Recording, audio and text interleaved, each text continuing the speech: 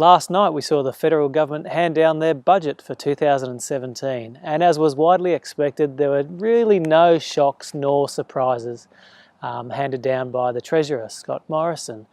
I'll just recap what I think are a few of the key points that may relate to our clients and businesses overall. Downsizer superannuation exemption. From 1 July next year, people over the age of 65 can contribute up to $300,000 per person into superannuation following the sale of their home.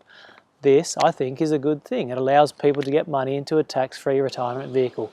Big tick there for the government. No major changes to superannuation or self-managed super funds. Again, tick. We all know this has been an area that's been continually tinkered with and fiddled with over the past 10 to 15 years by previous governments, so it's nice to see a little bit of consistency. The small business asset purchase deduction continues for items up to $20,000, which I think makes good sense.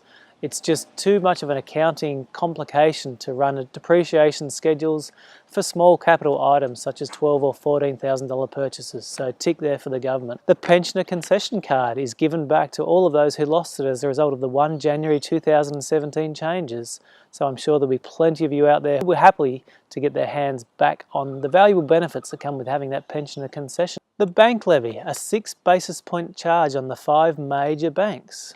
I guess this is just an indirect way of raising revenue for the government, but really who's going to pay it? Deposit holders and borrowers. The banks won't cop this, they'll pass it on to you and I. So again, that's just an indirect tax or a levy in disguise. Personal income tax is set to rise by 0.5% from the 1 July 2019 year by way of the Medicare levy.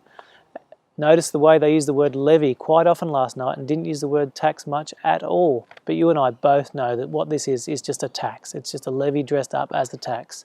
So that'll see our incomes fall a little bit when that levy kicks in 2019. The First Home Super Saver Scheme, which is designed to help first homeowners save a deposit for their house. I think the concept sounds okay, but the $30,000 cap seems a little bit low. I mean, that's barely stamp duty in most Sydney suburbs. There was again talk of return to surplus within 4 years by 2021, but I just had a quick look back at the previous budget papers. 2014, it states, budget to get back into surplus by 2018-19. Fast forward a year, 2015 budget, we'll be back in the black by the end of the decade. 2016 budget, this budget will be back in surplus by 2021. It's sort of like that conversation, are we there yet, are we there yet? Just always going to be back in the black in 3 or 4 years, but not quite there yet due to the unusual or some unforeseen circumstances. So again, it'd be good to see a government actually deliver on their budget promises. Lastly, the one issue which seems largely unaddressed is housing affordability. There was very little I could see in the budget to address this, so it looks like, sadly, for first homeowners, getting their hands on one of these isn't going to happen anytime soon. Please call or email me if you have any questions regarding the budget, and if there are any changes that impact you directly, I'll be in touch with you to let you know the action you should take. Talk soon.